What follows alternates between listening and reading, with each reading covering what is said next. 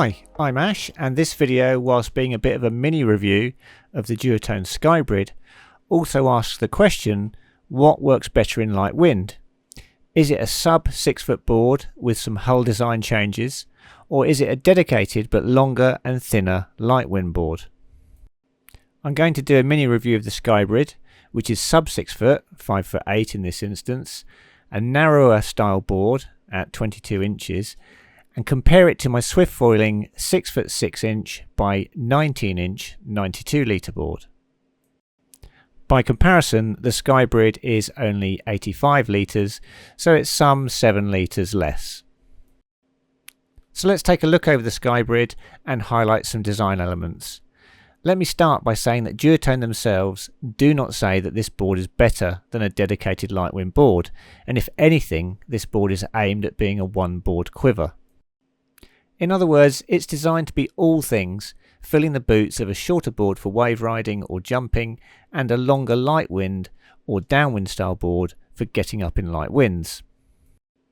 What we can see is a pretty flat deck without any bulbous nose, and an ample and quite soft deck pad with a small kick wedge to the rear of the board.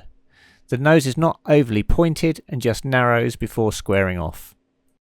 On the underside we have some fairly angled rails, not rounded like you might expect to see on a waveboard. The underside is mostly flat from front to rear with a slight concave at the front. There is ample rocker to the nose but no rocker to the rear.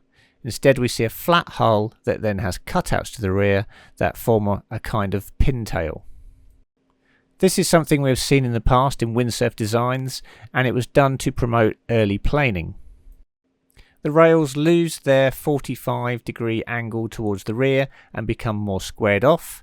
Squaring off the rails creates better stability when stationary, whereas rounding the rails will create a less stable hull that is easier to roll on its lengthwise axis. So looking at this, we have what I think will be a relatively stable board due to the angular rails, a planing hull with the cutouts towards the rear to encourage early planing and reduce overall drag. Ample rocker in the nose should make it resistant to nosediving and also give a good rebound on touchdowns.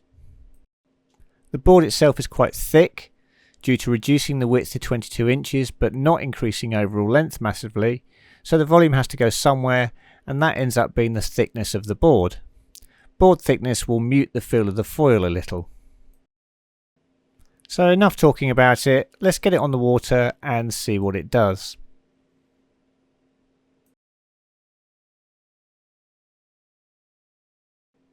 Probably the first thing we should tackle is pumping onto foil. You can see here that the 85 litre Skybrid is pretty much neutral buoyancy for me and is slightly sinking under my weight. I'm using a big 6.5 metre wing here, and the pump onto foil once I stand up is fairly uneventful, and we generate speed and lift off really very efficiently.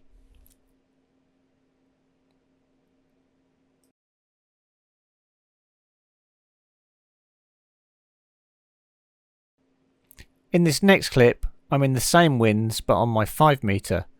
This was a much harder pump onto foil and took several attempts to get takeoff speed. Something to note here is that I had a colleague riding my 6 foot 6 inch by 19 inch dedicated light wind board in the same wind, and they were taking off with relative ease and using a smaller foil than me as well. We are both similar standard foilers, so there's no advantage in skill or technique here. What I would say is the Skybrid pumps onto foil much better than normal wing boards, but is not in the same league as a dedicated light wind board. So with that question answered, what is the point of the Skybrid? Who's it for? Why would you want one? Well, actually there's a lot of reasons why you might be interested in this particular style of board, and I'm going to cover that now.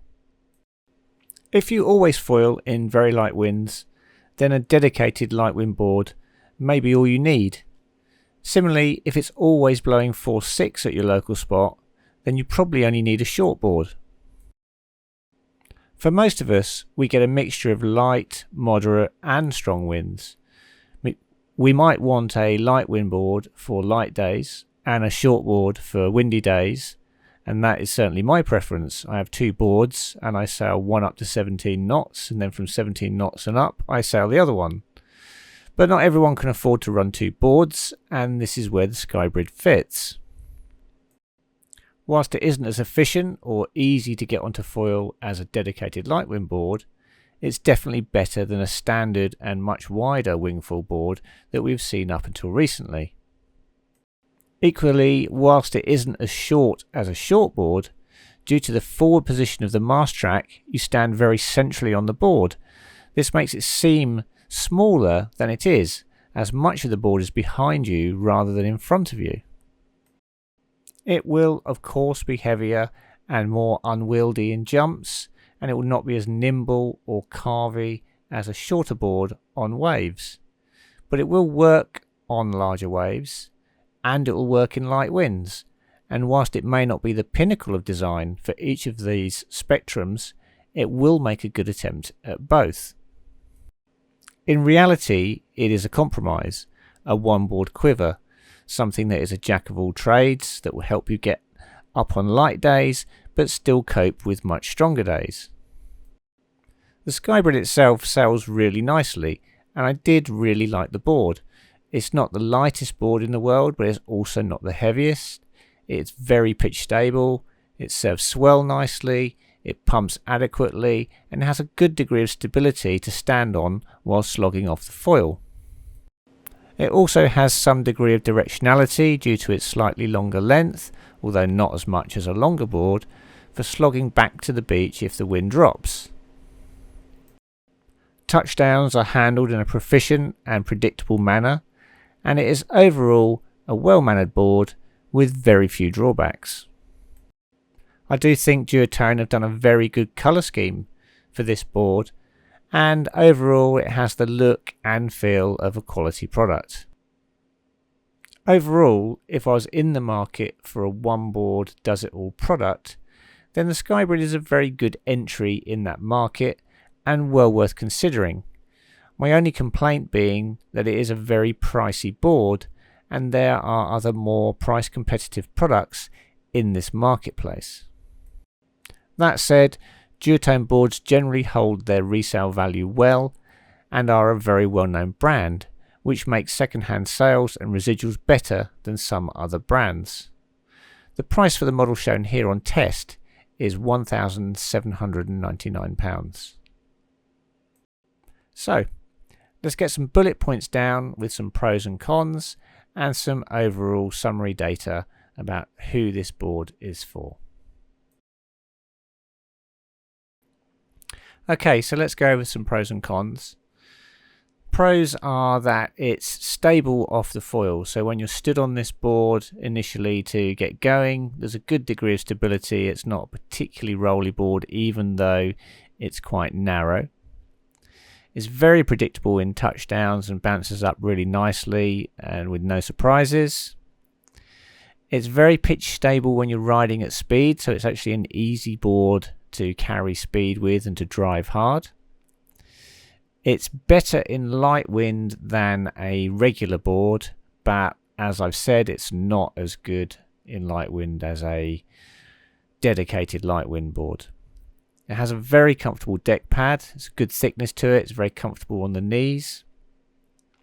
It's a good looking board. The colour scheme for this board is really nice, and I thought it was a really good looking board on the beach. And it has a carbon mast track, which is something new for this particular board. In terms of cons, is it a jack of all trades? Yes, it probably is. And it's also really quite pricey for the board. So who is this board for?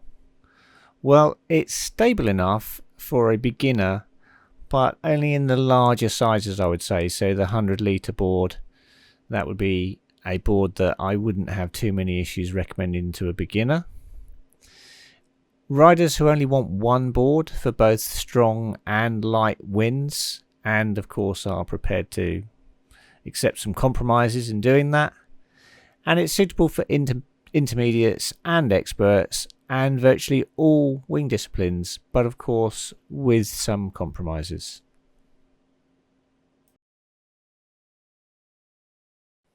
I would normally end here, but there is a little more to say. This mini review addressed the light wind side of the Skybrid and whether it is a dedicated light wingboard equivalent. I want to spend a little bit of time looking at the other end of the scale of wind strength, strong winds. The Skybrid doesn't just come in larger sizes like the 85 litre and 100 litre, which can serve as these one board quiver type boards. There is also a 70 litre and a 50 litre.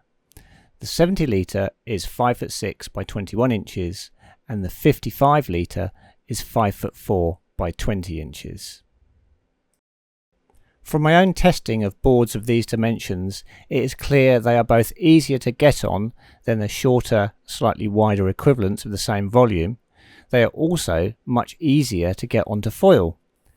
Once again, width and length play their part in producing better board speed for the same wind strength over a shorter or wider board. This means that riding these dimensions of board in the smaller sizes makes for an easier path onto foil. The only downside being that the extra length is not that useful if you are someone who is into freestyle jumping and spinning type moves. For those spinning types of jump, the length is not helpful, but for everyone else who is just foiling or wave surfing, there is a more user-friendly experience to be had and a much easier time getting onto foil. Although I've not tried the smaller Skybrids, I have tried boards of the exact same dimensions as these from Swift Foiling, and I'll be covering those in a future review coming soon. Okay, that's it for this video. I hope you found it useful. I'd like to thank the Water Sports Centre, whose Skybrid was on demo, and I used that in order to do this particular review. I'll put their links in the description if you want to show them some love, and I'll see you on the next video.